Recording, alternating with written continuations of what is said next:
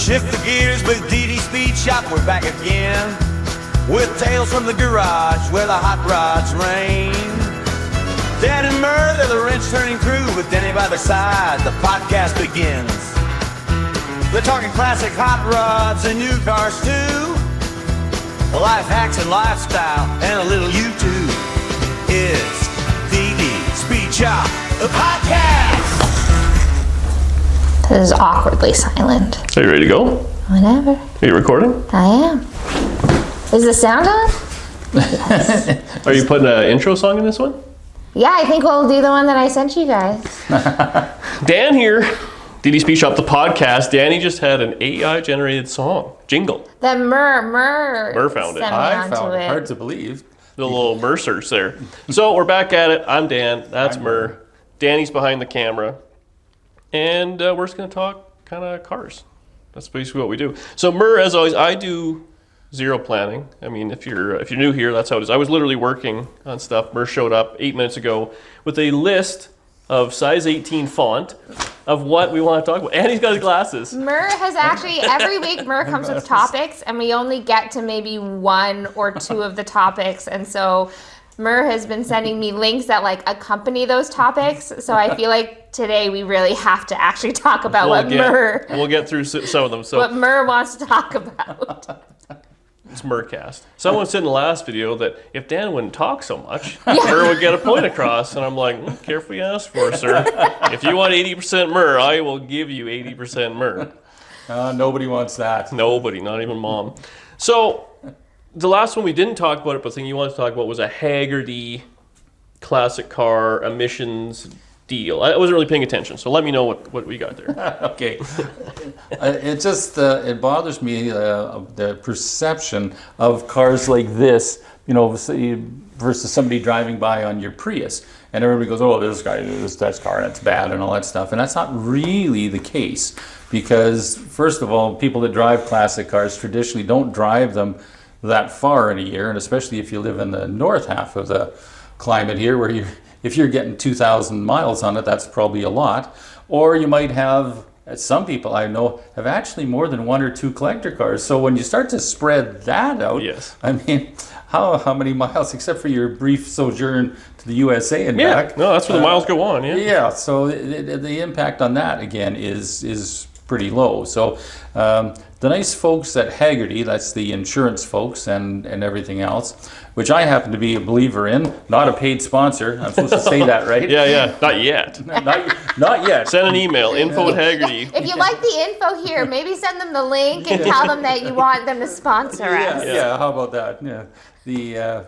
We have provincially mandated insurance where we are here in Manitoba, and on my collector cars I always have the Haggerty Extra insurance, and it's very cheap, and you can declare a value, and if something happens they pay you, compared to our government run insurance where if something happens you have to go. It's a battle. It's a very expensive battle. Haggerty has the no hassle guarantee or whatever. That's right. You just say you can't say that your beat up, rusted out Toyotas worth 10 grand, but if you have, they asked you for a couple of pictures but if you had a 55 Nomad, you could be like, look, I think it's worth $50,000. They'd want a few pictures, and then you would pay accordingly. Yeah. And then if there is a problem, they just go, you know what, here it is. Yeah. You're on it. So that's, that's good. And, crazy thing, and I guess it makes sense because Haggerty makes lots of money, that when I added my third collector car, my premium actually went down, because they give you a discount for claims free and they give you a discount for multiple vehicles, and well, that's good. Kind of like going to the Safeway and you get, a 4-liter jug for the cost of 2. So seniors discounts what you got there. Senior discount and thrifty. But anyway, that's how I happened on it from the Haggerty site, and their title of it is Echo. I need these, unfortunately, because with that print, you still need the glasses. Well, I do, because I got CSS. Wait, you're looking in the future here. Like, you should be a lot nicer. No, I got to enjoy it while I can. It's the ECHO program, which stands for Enthusiast Carbon Offset, ECO. And basically what that is a program that you can contribute to if you feel the need to. And you can plug in your car and actually see how much carbon dioxide your vehicle produces in a year. So you can plug in the number of miles you drive, what the mileage is, that type of thing, and they translate that into how much a tree will produce to offset that. And if you want to feel real good, you can send them, $35, and you can feel real good that your electric car is not doing anything. Because they're going to plant a tree. You're going to plant a tree. Yeah. So let's say, so you go to the app here or whatever, and you can do classic car, a truck, a modern car, or a motorcycle. Right. And then it gives you the preset of 500 miles, 1,000 miles, 2,000 miles, 3,000 miles, and then the fuel efficiency. So let's do a classic car. Let's do 2,000 miles? Is that normal for you? That's a lot for one. If you have Well, if you're a real man, but it's if not we're that. traveling, Yeah, I guess. right? Like if we're going. No, but if you're, if you're going to have your classic car, you can start typing that. But if you're going to have your Yeah. classic car, you just go out Sunday nights or you go out to ice cream, 500 miles is lots. Is lots, At the end of the day. What's the mileage, fuel miles per gallon? The base there is 15, I think. So Yeah. I Probably think- accurate, yeah. 15? 15 around town is probably, unless you're in a real race car. So you would, the pounds of CEO, it says, for the 2,000 mile classic car, 15 miles per gallon, is 2,568 pounds of CO2. Right. So you would need to plant a number of trees, or 50 trees, which seems actually quite reasonable, and it'd be $62.10. And that's a lot of miles. I think if you change it So to if we did to 500 miles, 500, which is, it's that's your average thing. 642 pounds of CO2, 13 trees Yeah. for $16. That's an accurate number. 2,000, you got to think, you're in Canada here, so you're thinking kilometers. But 2,000 miles, that's here to, I think it's 1,600 miles from here to Atlanta or something like that. That's like driving to the West Coast and back. Yeah, so that's a lot of driving. Yeah. So that would be, if you're just tooling around, if I go back and forth to work, it's 5 miles. Yeah. So if you drove it every day to work back and forth at 10 miles, it's a lot, it takes a long time. The difference between a modern car is about half. So I did a modern car.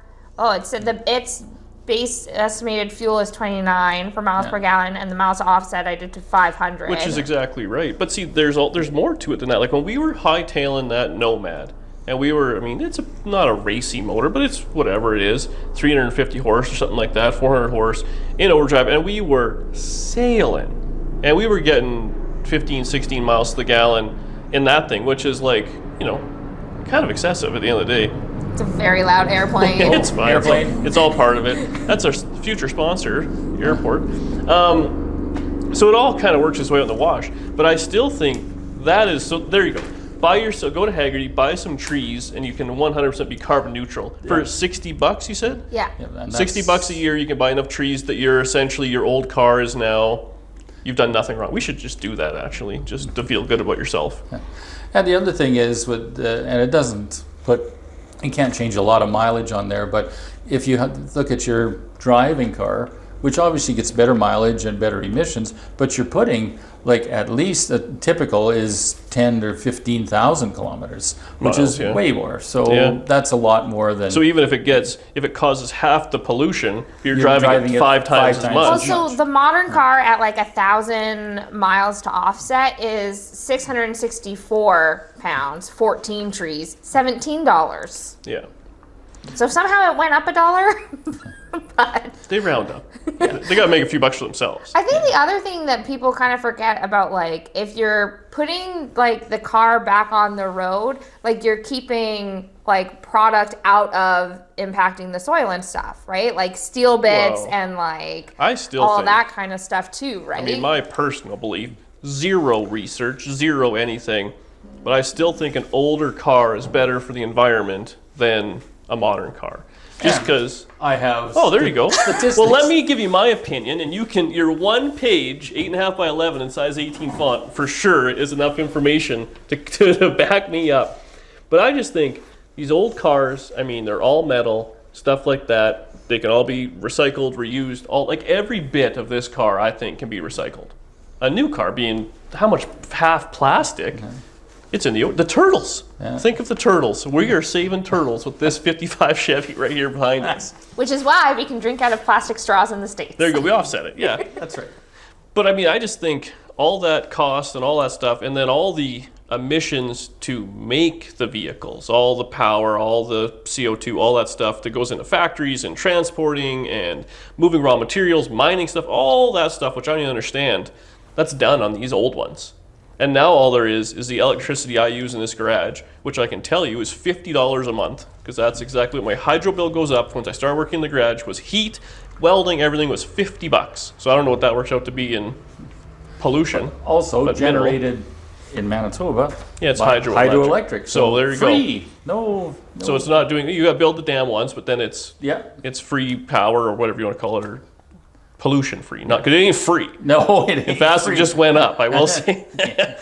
But so there you go. It's that, and then everything else you're doing. I mean, it's steel. It's a lot of old cars for me, anyways. You're buying used parts from a guy. You're not buying brand new for half the stuff.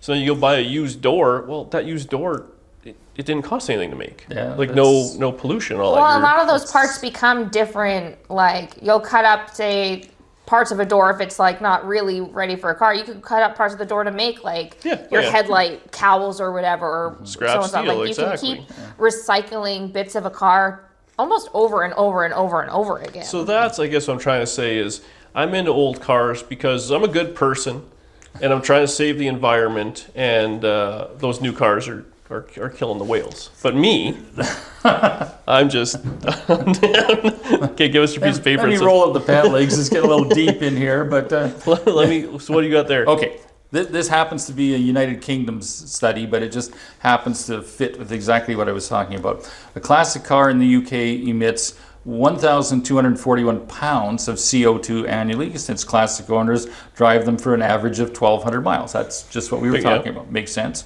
Okay, so it has, modern cars have a lot less CO2 per kilometer, but they're driven a lot longer. So now if you go to a modern passenger car, and again, European, they use a Volkswagen Golf, which we have here, it generates 14,900 pounds of CO2.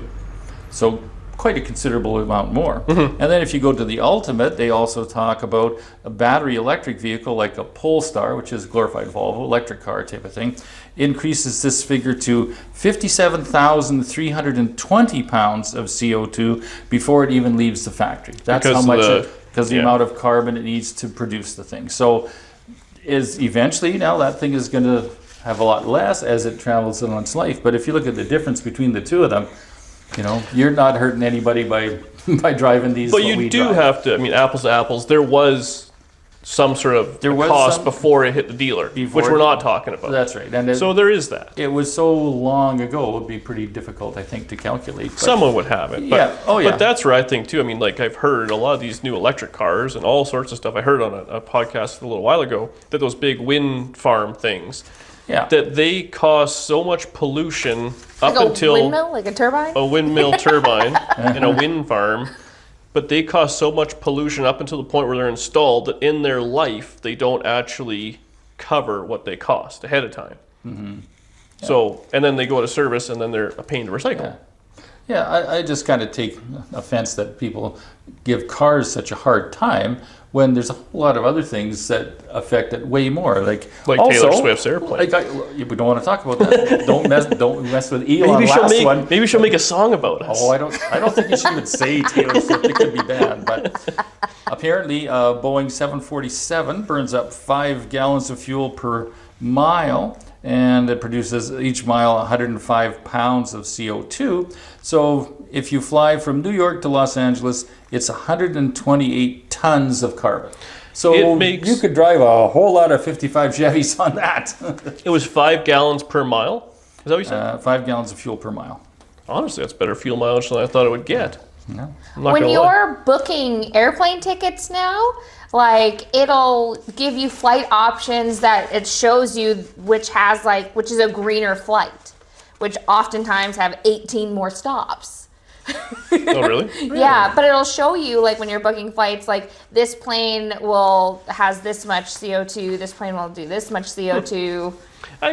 The problem is, I mean, it's at least Google Flights does. It's all portrayed and all that stuff, where these old cars are ugly and stuff like that, and they're rotting on the side of the road and doing all these things. But realistically, for the most part, at this point now, an old car isn't just an old cheap car. It's been restored or people are keeping on the road and they're doing a good job, they're in good working order. They're running as good as they did when they were first new, if not better. I mean, now even the small block Chevy, you get it home and you put a HEI in it. It's more efficient than when it was points, and you actually, you put fuel injection on it or any of those things.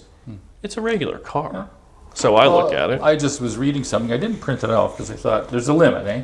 Well, we're going green. There's so many pages on ink that size. About what percentage of owners drive their new cars with like the check engine light on, which means they're not meeting any kind of emissions and stuff like that. And it's quite high. It's not 2%. That's just the party in the car, Mur. Yeah, I guess Come on. Yeah, so it does make a lot of difference when you start to talk about that.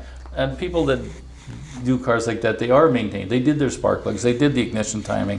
Whereas, this thing, a new car needed an oxygen sensor 5 years ago, it'll be fine. So the cost to replace is so expensive. Yeah.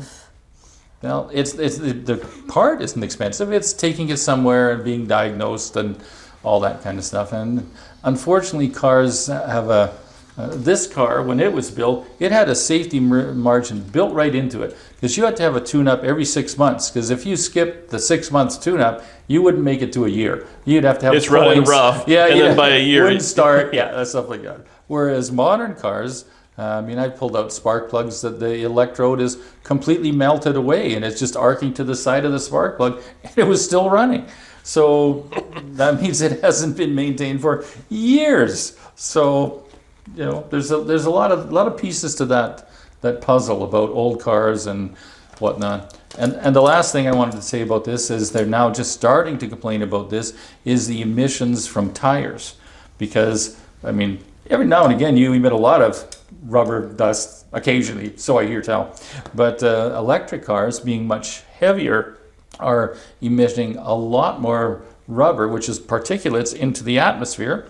And this is a Wall Street study, and it said brakes and tires on EVs release 1,850 times more particle pollution compared to modern tailpipes, which have efficient exhaust. So the stuff coming off these tires is physically putting out more pieces in than your old car. So all these things... Well, electric cars are heavy. They're very heavy. Like, they got to be harder on brakes, they got to be harder on tires, they got to be... Like, are they harder on suspension parts and all that too? Because there's more screwing around to them? Yeah. So all that stuff is getting... Well, the batteries are so darn heavy. Your average Tesla weighs as much as a Chevy half ton or something like that. So it goes through things like that. So it's a trade-off. There's lots of different things. It's just that, the whole idea of this is just to show there is another side to the story. Well, if you want to drive an electric car and you think you're saving the world, by all means, do whatever you want. I just hate how the electric car is what people want, so that means this is now bad. Like the old hot rods or, Yeah, people turn in their, 2015 Chevy for an electric car. Well, are they really saving anything? First of all, money. They're not giving those away. They are starting to come down a bit, but that's a fair chunk of dough. And... are you going to save money? You can double the gas mileage. Gas is pretty cheap. In the grand scheme of things, yeah. Well, it's kind of like any fad thing, right? Where they're like, oh, well, protein's good for you. You need so much protein. You eat this. And then they're like, well, actually, protein's bad for you. Don't eat so much protein, and don't eat this kind of protein, and don't do that kind of protein, or like Atkins or whatever it was, where it was all protein. You lost me. No, but just where... certain times in thing. Marketing, right? They push certain things because that's what they want people spending their money on. So it all goes up and down and up and down. You can make statistics prove anything you want. So this is just to say the other side of the story, and everybody will make their own decision.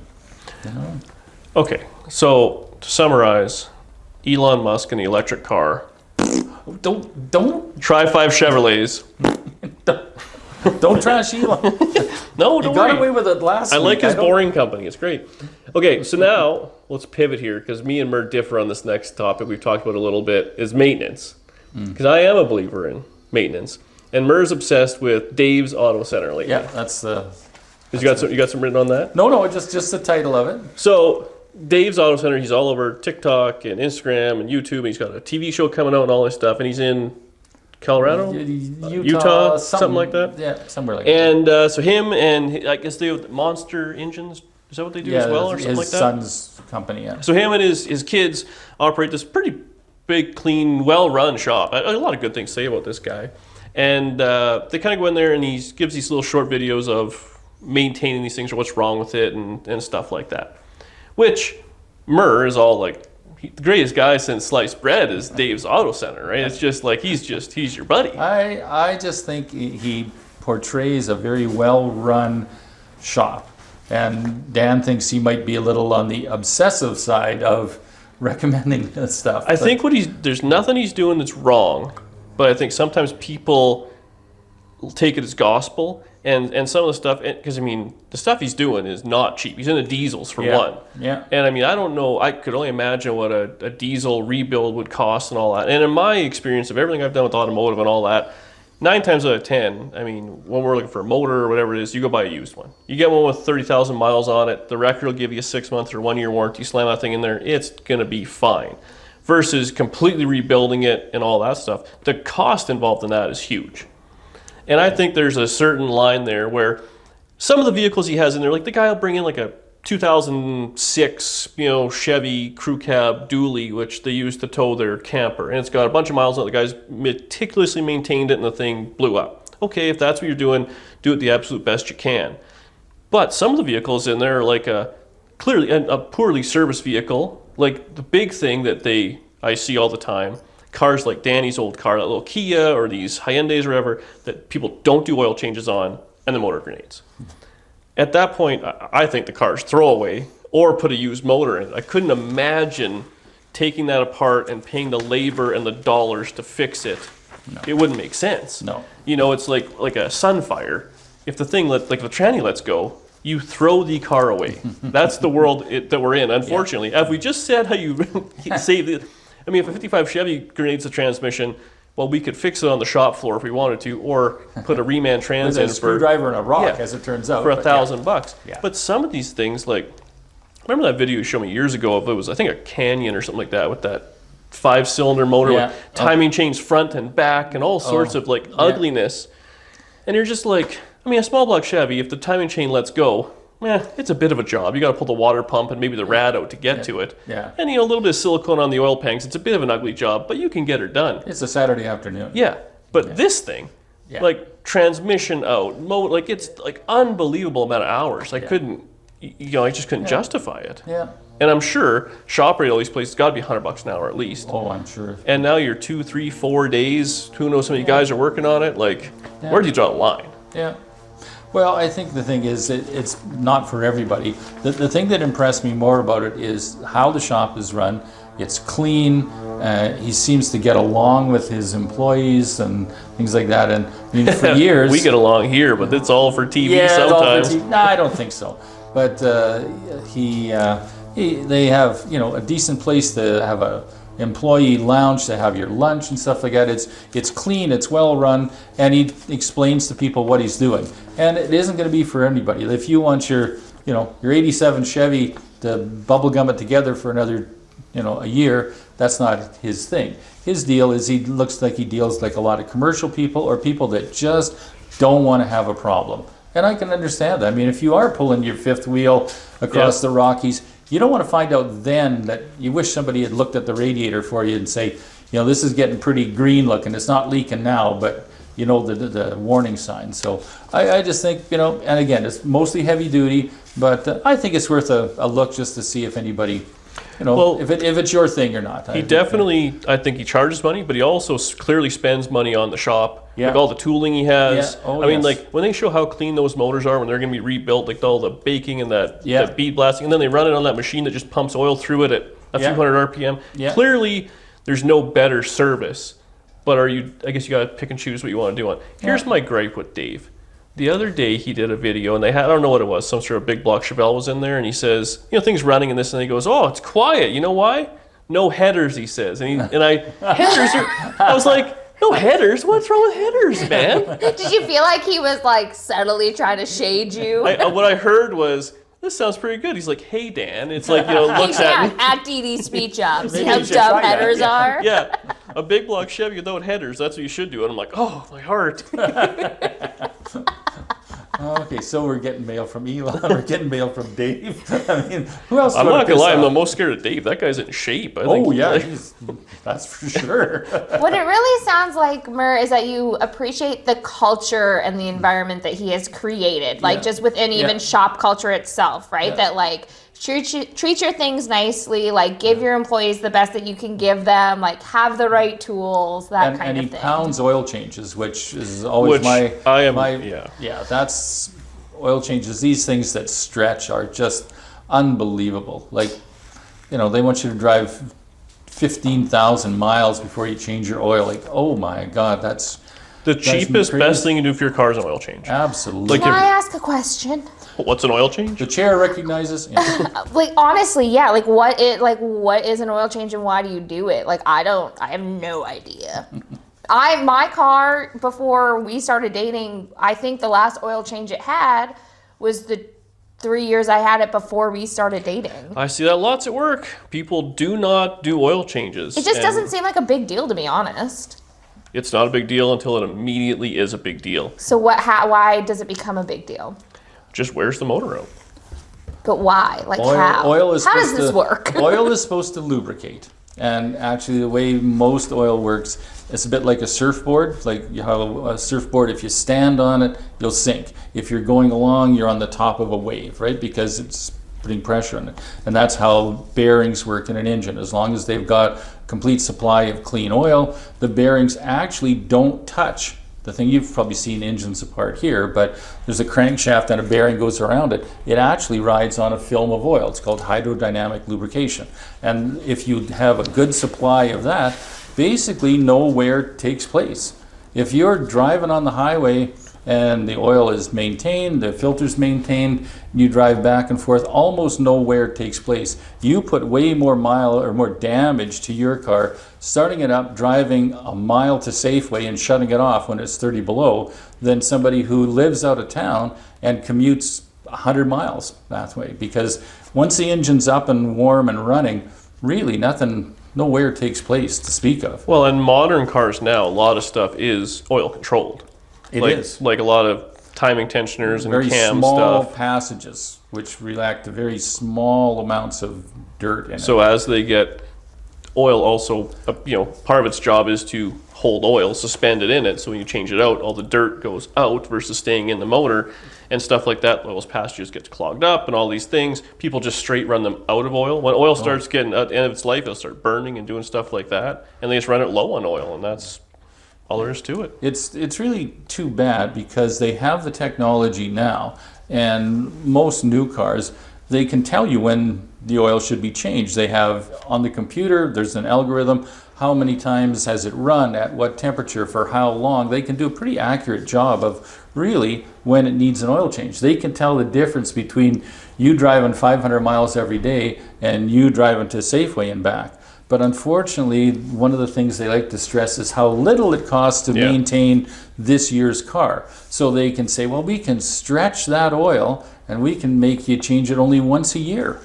Or longer, which is... And lots of stuff like at work now. It used to be, an old car like this, like it had a recommendation to change the diff oil 25,000 miles or something like that. Well, now lots of like Fords and all they back and forth, but they're either ridiculously long numbers or their life of the vehicle. They call them lifetime lubricated. It's life of whatever it's lubricating. Until it grenades, you rebuild the diff and you put new oil in it. And that's how they get away with it. So it's ridiculous. Like changing fluids, coolant, air filters, like the basic maintenance stuff you can do in your basically driveway is the best money you can ever spend on a car. And like grease, if anything even takes grease anymore, usually that's now lifetime service.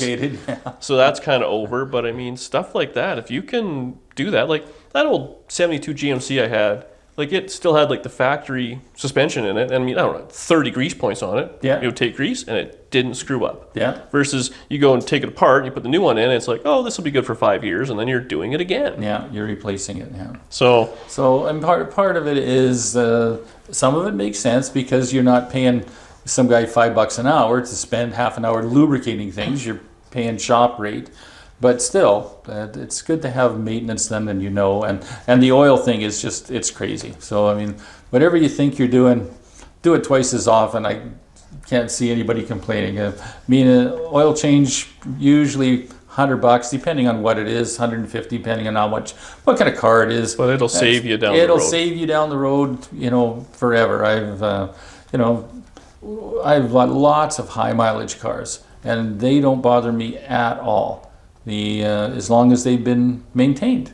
But if you buy a high mileage car off a guy that had a notebook in the glove box, that's what guy. he did. That's the guy. Because on the flip side, like we see it all the time, work or whatever, a guy will come in, it's my new car, and it's a 3-year-old trade-in lease. Yeah. And you pull the drain plug, and it's plunk, plunk, or whatever, and you're like, this thing, like they might have popped the hood to do the washer fluid. Yeah. And that was all they did. Because a car, like you said, you can buy a car off the dealer and drive it for 30,000 miles without popping the hood if you want. And it will still probably run. It will. But the next guy is really in for it.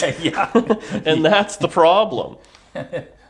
Like Danielle really screwed someone when she sold that Kia. That was Mur took care of those negotiations, so Mur did it. But that's reality. Well, and that is true. And even what you were talking about before, like we struggled with the Kia for a long time because it's like, well, it's not worth me putting any money into it because. Well, yes and no. I mean, we did. It's still got oil changes and tires and brakes and all that. But that thing was more of a road rash situation. It wasn't worth painting stuff and doing bumpers and all that. But again, those are the things I've always been a believer in. Just a small amount of money at the time saves you so much down the road. Even if you're not planning on keeping the car forever, I mean, you can still do just a little bit of maintenance. Goes a long, long way. One more tech tip. Well, let's go, Mur. Can we do the one more tech? Let's do it. Tip? Okay.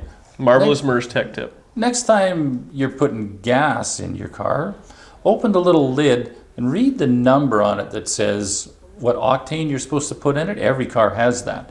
A lot of people on that note think they're doing their car a favor if they put the most expensive gas in it. Well, it's more expensive, it must be better. If you're buying a bottle of scotch, you want the really good stuff. You don't want the cheap stuff. You don't need to spend that extra, whatever it is, 30 cents a gallon or whatever on the premium fuel if your car doesn't need it. So check on that, check in your owner's manual, because some new cars will give you a choice. You can produce 180 horsepower on regular fuel and 195 on premium, your choice. So if you have one of those and you want to do that, that's fine. But many people have come in contact with over the years saying, oh, it's summer, I'm going to be good to the car, I'm going to buy the good stuff. It doesn't really make a difference if the car doesn't need it. No benefit, save your money. So there you go. That's the money-saving tip for today. So the money you're going to save on fuel, do an extra oil change this year. Exactly. Yeah. Okay. Don't spend less money, just spend it in different spots. Spending differently, indeed. Steve's really stealing the show. Yeah, I know. Well, he's very interested in what you guys have to say today. There, yeah. Here's going to lie back down. Okay, you want to talk about your... So this was on the last one a little bit. We talked about the safety get out, right? Yes. Yeah. So we talked about if you're in some sort of a accident or collision or anything like that, and you have to get out of the car. What's it called? Safety? This is called the Rescue Me. Rescue Me. Yes, is the name brand part of the thing. But it has to do with if you happen to put your car in the drink, or if you happen to be in some sort of a collision where you can't open the doors. Cars are pretty solid now. This is a little device, and I brought this for show and tell again. This is the Rescue Me brand, and what its purpose is, it has a little hardened steel pointer in there, and all you have to do, watch him sweat, watch him sweat. If I were to come up to this thing and push it, it snaps this hardened steel, and this is called tempered glass. You've probably all run into that. You hit the glass and it shatters into a million little pieces, but they're not sharp. Okay, so it doesn't do your injury. That's what this does. If you're in the car and you want to get out, you can do this, usually in the corner on the front, and it'll shatter the glass and you can get out. Because everybody thinks it's glass, and you're driving the road, a little rock will break it or everything, can get out. But like there's the YouTube videos like crazy, guys going up and like punching a window as hard as they can, and it is not breaking. Yeah, like it's unbelievable how strong. There's two types of glass. The front windshield is laminated, which means it's 2 layers of glass with a piece of plastic in there. This doesn't work on that. And a few cars are now starting to come with that type of glass in the side. But they also have a little sticker on it that will tell you. And if you're not sure if you have that or not, there's also the AAA site you can Why are look they on putting laminated glass on the side? for quietness. Oh. Makes the car quieter. But how are you getting out of that then? Like how you... Like that's a whole other situation. That's a whole 'cause, other- I mean, a windshield is very strong, and even Very if it, difficult to even if get it out. breaks, Yeah. like I damn near think if I was trying to push this windshield out, if I put my feet against it, I'm probably pushing the whole windshield out before a chunk is coming out. Exactly. So, and that's what it comes down to. The thing that I was going to talk about today regarding this is we live in Manitoba, and there is a university professor that is retired now. His name is Gordon Giesbrick.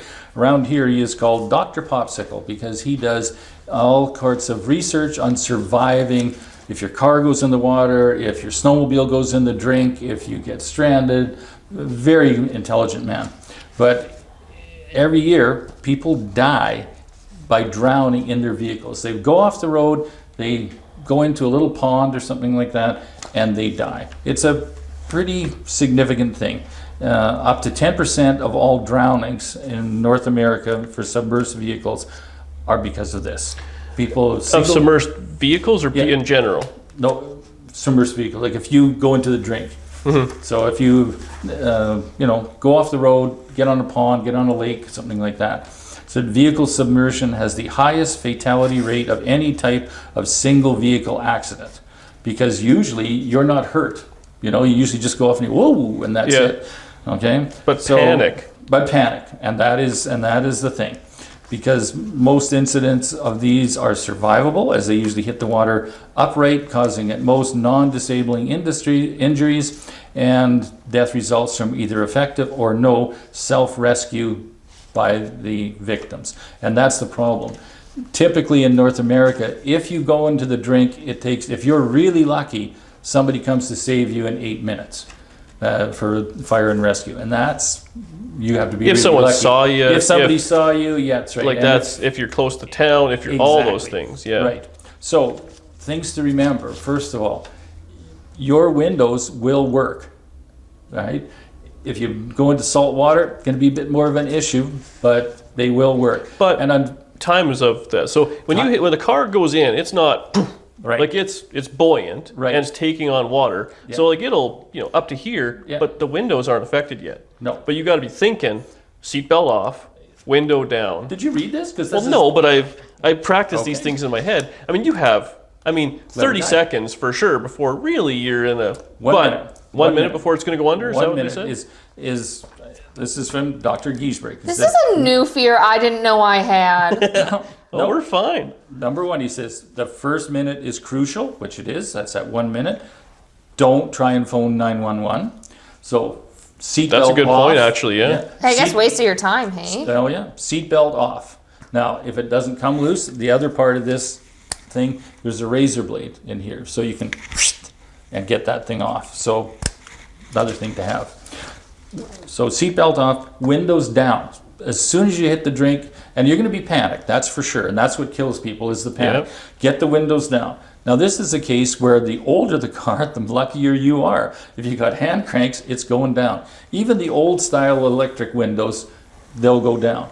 The new electronic computer controlled uses the computer system. The computer goes out. The computer goes out. You want to have some problem because they don't use just 2 wires to go up and down. They use it's called a CAN bus, controller area network, and through the computer you push the button. Send it to the computer says lower the left front window, goes back. So there's a lot more stuff involved in low voltage and water, so not a good thing. So Again, buy a 55 Chevy. yeah, again. So hit the drink, windows down, children out. So if you've got children in the back seat or something like that, get them out, chuck them out the window, the oldest first, you can come out there, then you go out. If you do that. But the other thing is, once you're in the water, and people don't realize, is we just open the door. Yeah. There's pressure on not strong enough. Arnold Schwarzenegger's not strong enough to open the door. Absolutely If there's water on the outside, but not on the inside. Yep, that's it. So, and That's why it's windows. yeah.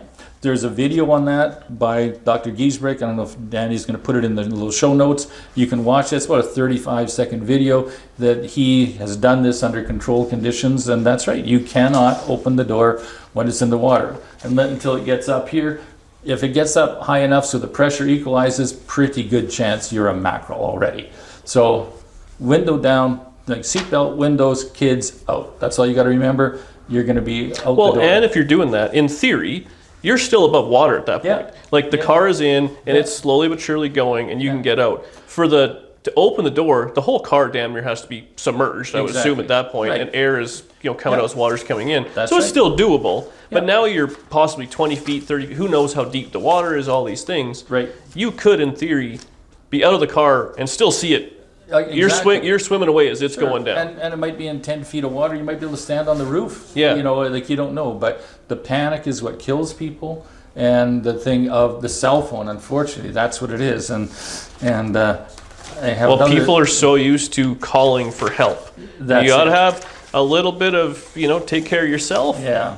Well, what caused me to do this, I'm trying to do a little bit of good for your channel. And what came to this is February 10th, 2024. So this year, shipping tycoon Angela Chow happened to be drunk, but that neither here nor there, backed her Tesla into a pond and drowned at a Texas ranch.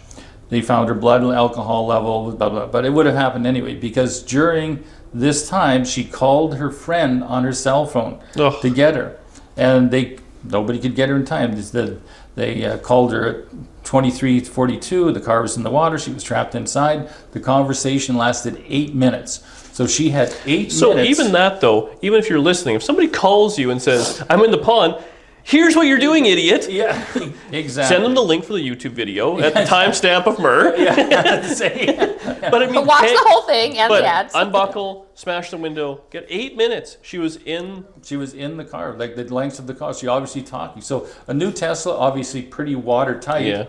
So, but that's not really what you should have been doing. You should have been open the window and get out in the first minute, because that's what you got. And a lot of variables in that. I mean, if the car rolls over when you hit, like there's or a lands lot on of, its side, or who knows what, there's you other got to have things some do that, things. but the basic principle is that, like, these little guys were, developed in Europe a long time ago for rescuers because they're light, easy to carry.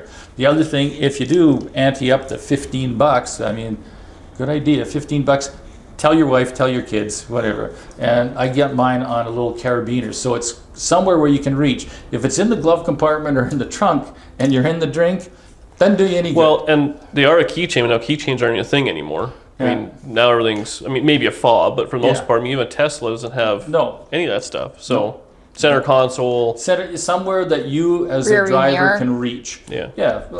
There's lots of things you can click it on, like some kind of a knob, some kind of a piece of plastic, some kind of a piece of the seat. I mean, But even that, like, you want to clip, like if you put it in the map pocket and you flip over, it's gone. Yeah, you and just have you to have minutes. So you have a minute. Yeah. A minute. So you have to make sure you got it somewhere it's in there. And hope nobody ever needs to know that information, but you got a minute. And it seems like this would maybe be the thing that you'd want to get, the kind that was like not a knockoff. That's true. They do make one that looks like this, from, I don't know, China. And apparently I was reading an article on it where they tried it. It didn't work. Like, this brand we know works.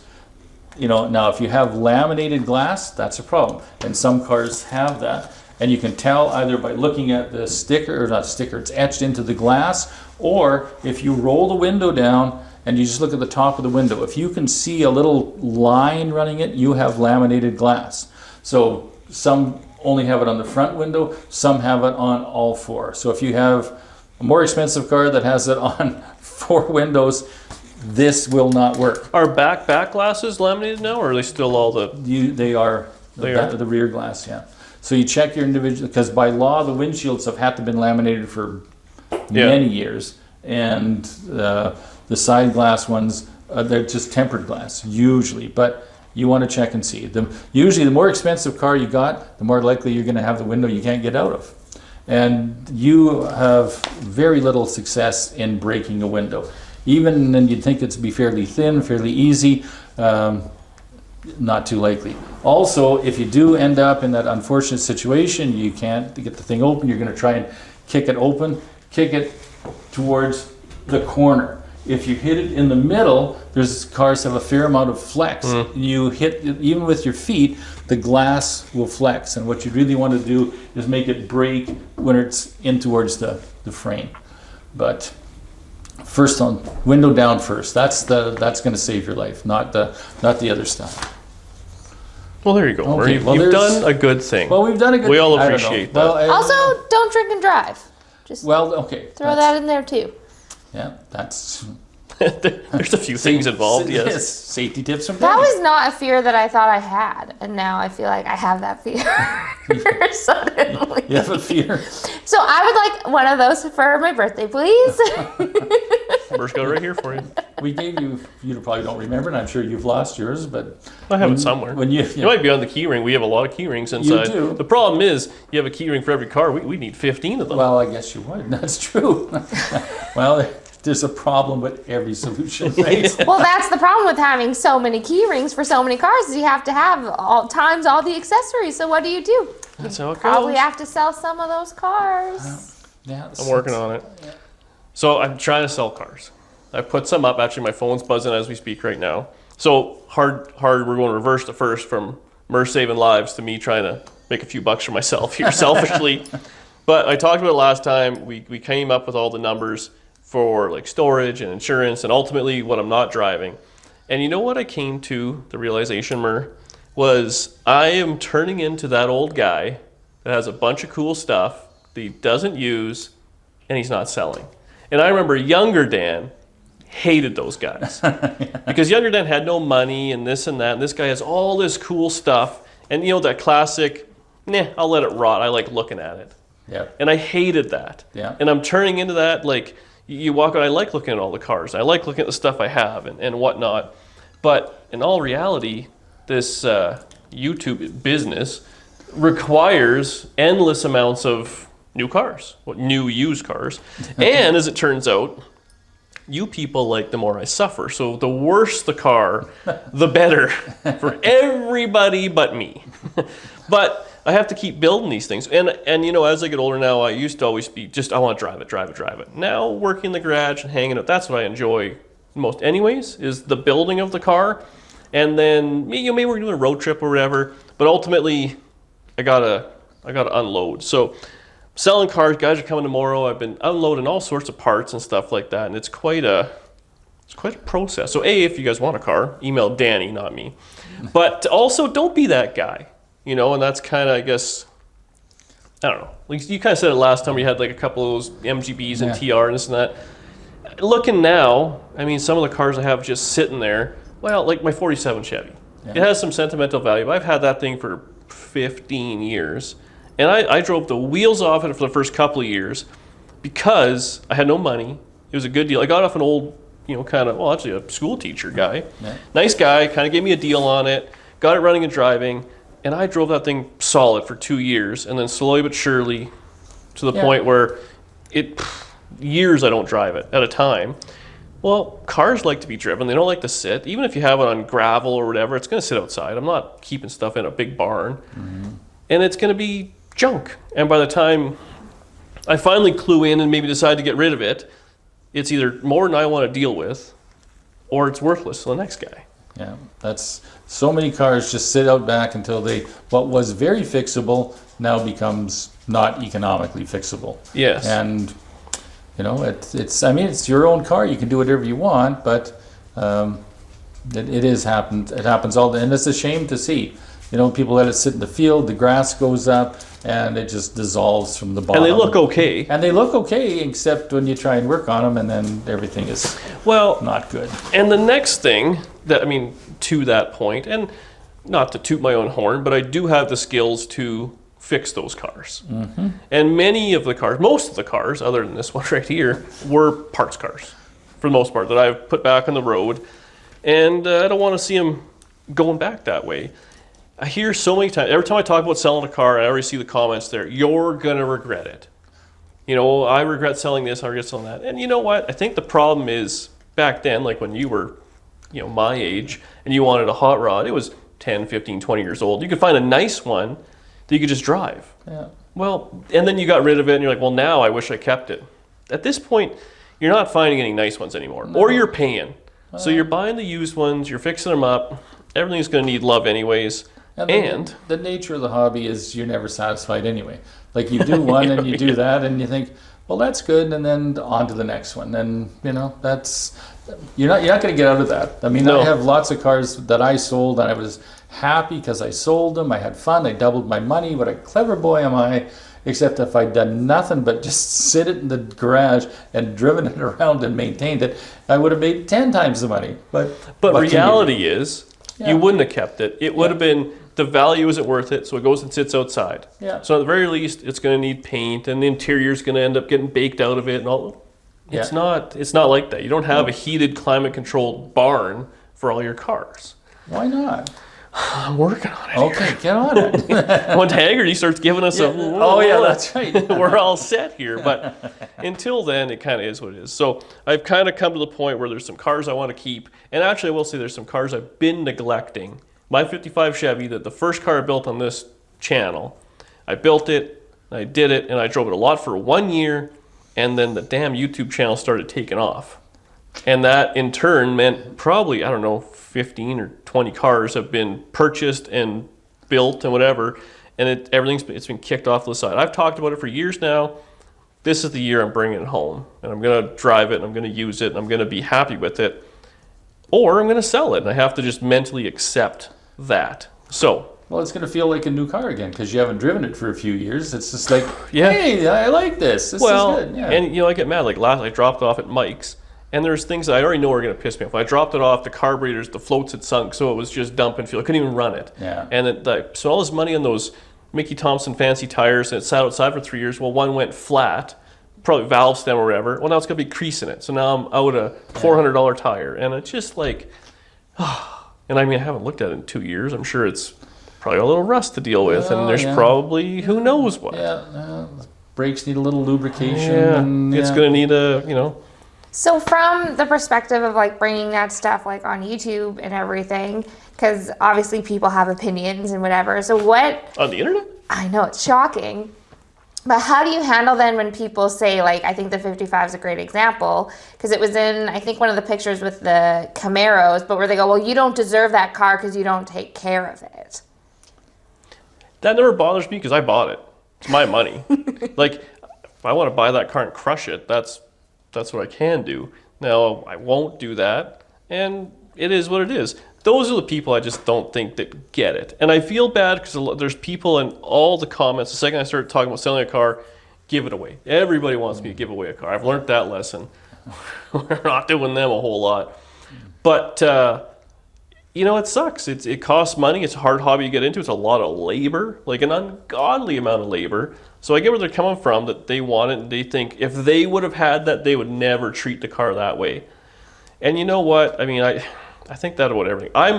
I am especially hard on gear. I know I'll take something out of the box and I'll scratch it or break it or drop it. I don't really care that much about stuff.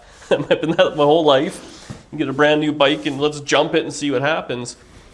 So I get it where people are at, but there's cars out there. Go buy it yourself. I mean, 55, I don't know how many 55 Chevys they made, but a lot. A lot. Like a million or something like that. Yeah. So if you want a 55 Chevy, they're out there. And it's a 4-door that I cobbled into a 2-door and I primered it. We're not talking about, you know, the 50 millionth 55 Chevy that was gold plated and that car. Yeah. But even that car, guess what happened to it? Nobody freaking knows because it was a car. You know, like all these things, and that's the funny part. Like it's a big circle. Like the car comes out, oh, it loves it, and then it becomes an old car, and then it's worthless. Then all of a sudden, it climbs back up. So, well, the miracles of the internet, all kinds of things that were forgotten now are rediscovered. Because Well, there's so many people now can find out about it. And unfortunately, the downside of that is everybody's 55 Chevy 4-door sedan seems to be worth $80,000, the same as that, you know, 55 Chevy 2-door convertible from California that's got 10,000 miles on it. well, and that's the other thing I run into. So a lot of people, you know, sit down, buddy. I say I want to sell it or whatever. Well, then people, I'll take it. And you say, well, how much you want for it? I honestly think I'm pretty reasonable in my pricing. And they say, well, you're out to lunch. Well, all I do is like, how much did I pay for the car and what did I put into it? I don't factor in labor. I don't factor anything in. I just try and get that money back out of it. And yes, I make money on the YouTube videos. I get it. So maybe I'm the wrong there. People think I should just give stuff away at that point. I'm just trying to get the $1,000 floor pan that I put in it, which I had to disassemble the car and lift it up and all that's going to, not to mention cutting it all out and everything. I just want the $1,000 back. I don't think that's unreasonable to ask. Well, I think the comment you just made too is funny about yes, you put it on YouTube. Every single person can put it on YouTube. Every person has that opportunity. It's just you also spend every waking hour that you're not at your full-time job in here hustling and working for it. I mean, Derek, I just heard one of his videos. He spends like 360 days a year on the road. Like, it's not just like a tee-hee-hee. It's a lot of work. And so you can't really count and you can the do YouTube stuff as part of why you should sell it for cheaper, because you're also still putting money into making the YouTube happen. Well, that's how I look at it too. So we make money on the YouTube. People always ask that. I don't really want to get into the specifics of it because everybody is different as to what they make and stuff. But anybody can have a YouTube channel, including Mur. People want a Mur channel. Uh-huh. But for what we do, there's lots of channels out there. Automotive YouTube channels, I gotta say, are pretty brutal when it comes to profits, because without a expensive item, it's hard to make videos. That's why I love this podcast. It costs me $0, Well, like and you said, it's you 1 always have hour to- of my time. You always have to But keep my buying. time's very expensive. Don't worry, I'll take you out for Arby's when it opens. But that's the thing, is I make a YouTube video and I'll have, we're doing it a little differently now. Danny's helping out and stuff like that, so it's not as much of a load on me. But it used to be the famous thing I always read was 1 minute takes 1 hour of labor. So you can do the math there. If you want a 25-minute YouTube video, it's 25 hours versus running around, building a car, downloading, uploading, thumbnail, descriptions, all these things. That's a lot. It's a lot of time.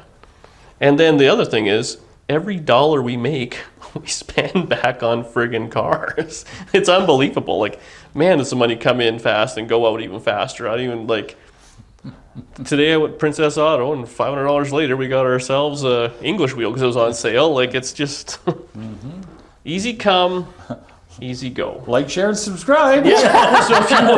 So sorry about the extra ads. But Yeah, if there's a tool Dan really wants, maybe there'll be an extra ad or two in there to help, to help try to offset the cost. I mean, we do have a pretty, the uniform budget's pretty high and all that, but we like to spend the money on the hot rods, that's for damn sure. So today, to sum up today, plant trees with Haggerty. Old cars are better than Elon Musk. Tesla. Sorry. Taylor Swift. Taylor Swift is terrible for the environment. Oh, no, run away. But a great new album. Yeah.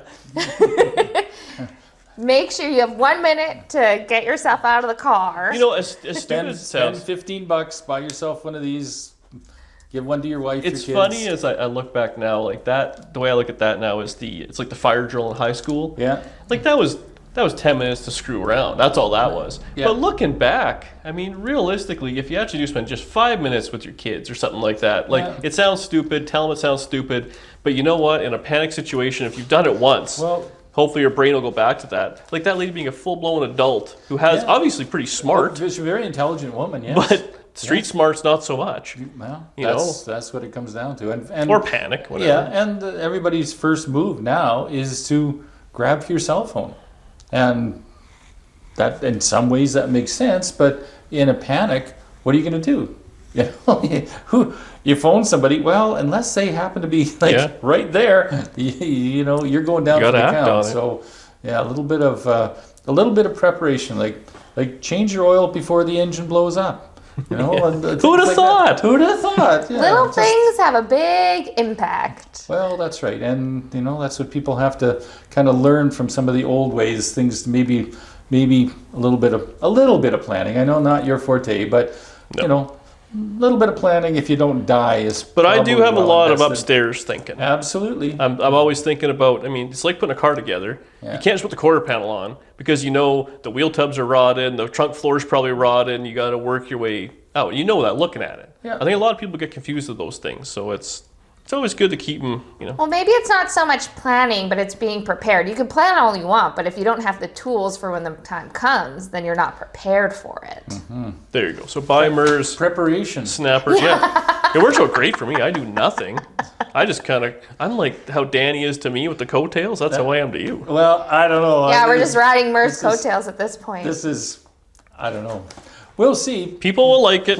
Please comment because I Mur know reads everyone, so be gentle to I'm him. just trying to help out old number one son there, but I don't know. I'm kind of scratching for ideas. You're helping out the internet. Okay, no, let's be honest. You're not gonna have issues talking. Oh, I have lots of ideas, but are they any good? That's the thing. And so far, people in the comments have been very nice to the old fart. The internet machine's magic for that. They don't let you know what a good thing was. All you Yeah. gotta do is do it. Yeah. So well, next week, we can have another opportunity to tell Mur if his topic was good or Yeah, not. Mur will start researching. So thanks you guys for watching or listening. Whatever you did there, go pet your dog, hang out with your old man. We'll see you on the next one. Bye. Bye. Bye.